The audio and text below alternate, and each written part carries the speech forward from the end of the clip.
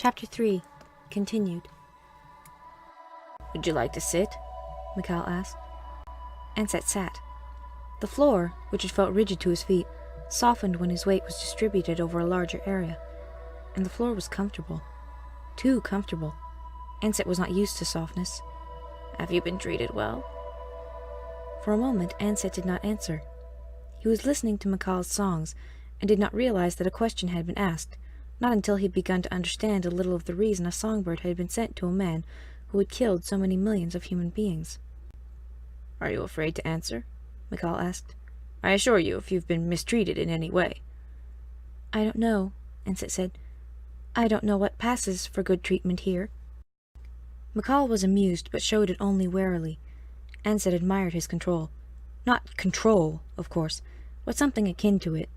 Something that made him hard to hear. "What passes for good treatment in the song-house?"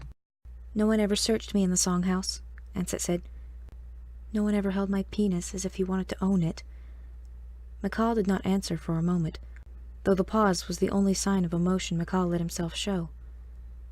"Who was it?" Mikhail asked calmly. "It was the tall one, with the silver stripe." Ansett felt a strange excitement in being able to name the man. What would Mikhail do? The Emperor turned to a low table, and pressed a place on it. "There was a tall guard, a sergeant, among those who searched the boy." A moment of silence, and then a soft voice answering. The captain's voice, Ansett realized, but muted somehow. All harshness sifted out and softened. Was it the machinery, or did the captain speak this tenderly to Mikhail? "Calowick," said the captain. "What did he do?" "He found the boy tempting," Mikhail said. "Break him and get him off planet somewhere." Mikhail took his hand from the table. For a moment, Ansett felt a thrill of delight. He did not really understand what the guard had done, this Calowick, except that he had not liked it. But Mikhail refused to let it happen again. Mikhail would punish those who offended him. Mikhail would keep him as safe as he had been in the song-house. Safer, for in the song-house Ansett had been hurt, and here no one would dare hurt him for Mikhail's sake. It was Ansett's first taste of the power of life and death, and it was delicious. "You have power," Ansett said aloud. "Do I?" said Mikhail, looking at him intently. "Everyone knows that." "And do you?" Mikhail asked. "A kind of power," Ansett said, but there had been something in Mikhail's question. Something else, a sort of plea, and Ansett searched in his memory of this new, strange voice, to hear what the question was really asking. "A kind of power, but you see the end of it. It makes you afraid." Mikhail said nothing now, just looked carefully at Ansett's face. Ansett was afraid for a moment. Surely this was not what Este had urged him to do. "You must make friends," she had said, "because you understand so much more." "Do I?"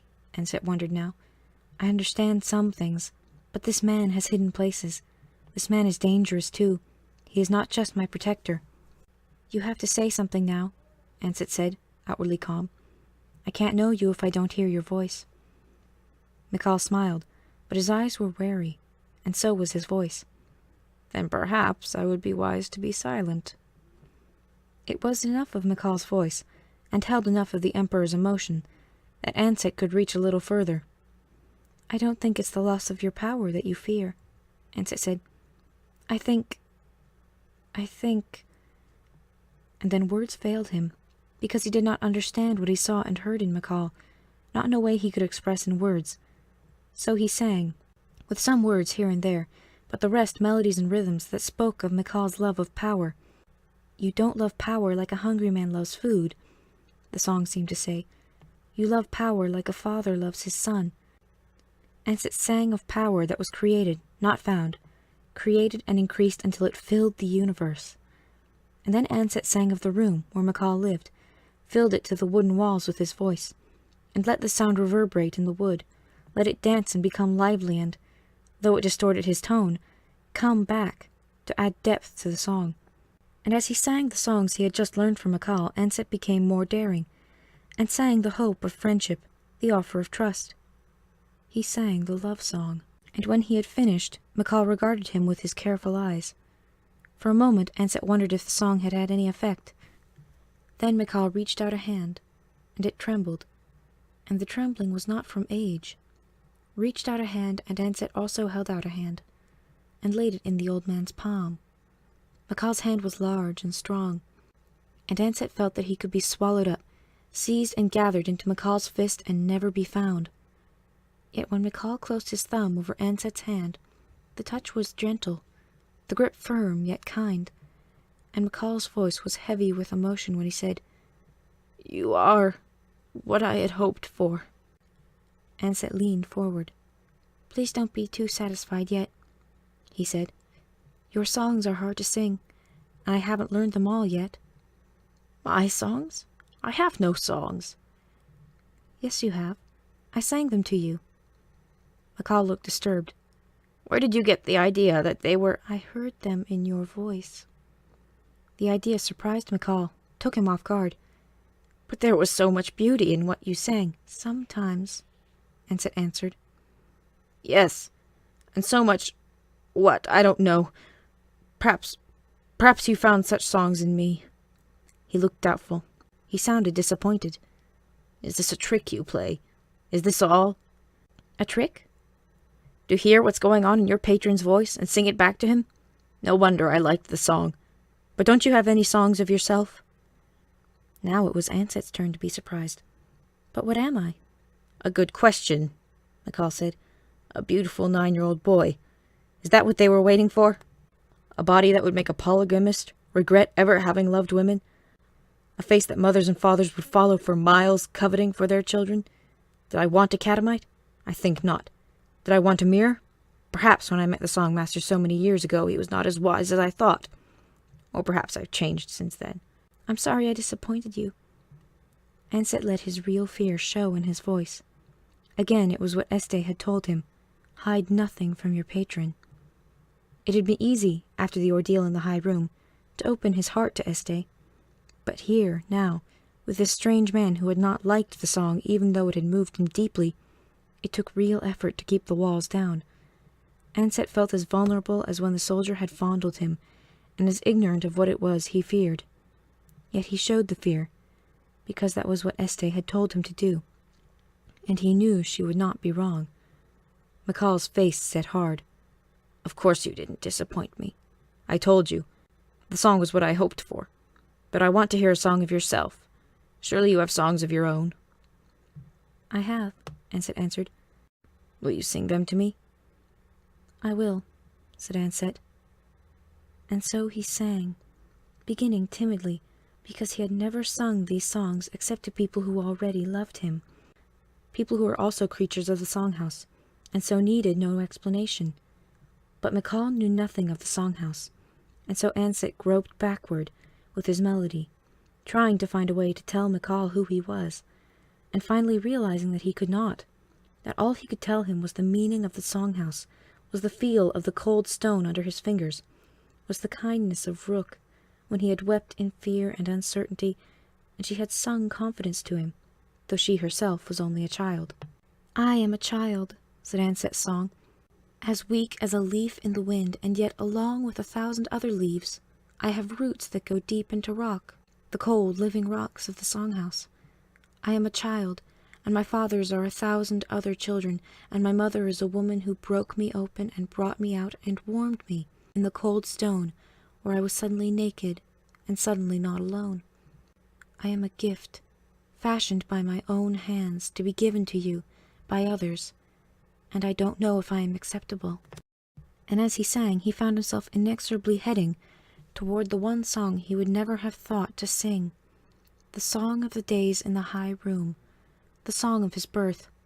"I can't," he thought, as the melody swept into his throat and out of his teeth. "I can't bear it," he cried to himself as the emotions came, not in tears, but in passionate tones that came from the most tender places in him. "I can't bear to stop," he thought, as he sang of Este's love for him, and his terror at leaving her so soon, after having learned to lean on her. And in his song, too, he heard something that surprised him. He heard, through all the emotion of his memories, a thread of dissonance, a thread that spoke of hidden darkness in him. He searched for that note and lost it, and gradually the search for the strangeness in his own song took him out of the song and brought him to himself again. He sang, and the fire died, and his song at last died too. And it was then that he realized that McCall lay curled around him, his arm embracing Ansett, the other arm covering his face, where he wept, where he sobbed silently. With the song over, the sparks were the only music in the room, as the last fusses of flame kept trying to revive the fire. "Oh, what have I done?" Ansett cried to himself, as he watched the Emperor of Mankind, McCall the Terrible, weeping into his hand. "Oh, Ansett," said McCall, "what have you done?" And then, after a moment, McCall stopped crying and rolled over onto his back and said, "Oh, God, it's too kind. It's too cruel. I'm 121 years old, and death lurks in the walls and floor, waiting to catch me unawares. Why couldn't you have come to me when I was 40? Ansett did not know if an answer was expected. "I wasn't born then," he finally said, and McCall laughed. "That's right. You weren't born yet. 9 years old. What do they do to you in the songhouse, Ansett? What terrible squeezing they must do to wring such songs out of you." "Did you like my song this time?" "Like?" McCall asked, wondering if the boy was joking. "Like?" And he laughed a long time, and laid his hand on Ansett's lap. The two of them slept there that night, and from then on there were no more searches, no more questions. Ansett was free to come to McCall, because there was no time when McCall did not long to have him there.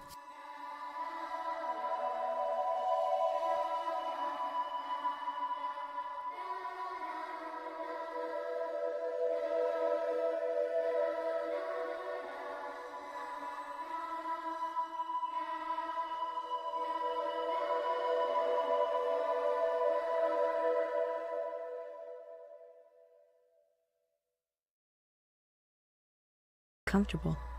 Too comfortable. Ansett was not used to softness. "Have you been treated well?" For a moment, Ansett did not answer. He was listening to McCall's songs, and did not realize that a question had been asked, not until he had begun to don't know what passes for good treatment here. McCall was amused, but showed it only warily. Ansett admired his control. Not control, of course, but something akin to it. Something that made him hard to hear. What passed to understand a little of the reason a songbird had been sent to a man who had killed so many millions of human beings. "Are you afraid to answer?" McCall asked. "I assure you, if you've been mistreated in any way." "I don't know," Ansett said. "I don't." Chapter 3 continued. "Would you like to sit?" McCall asked. Ansett sat. The floor, which had felt rigid to his feet, softened when his weight was distributed over a larger area, and the floor was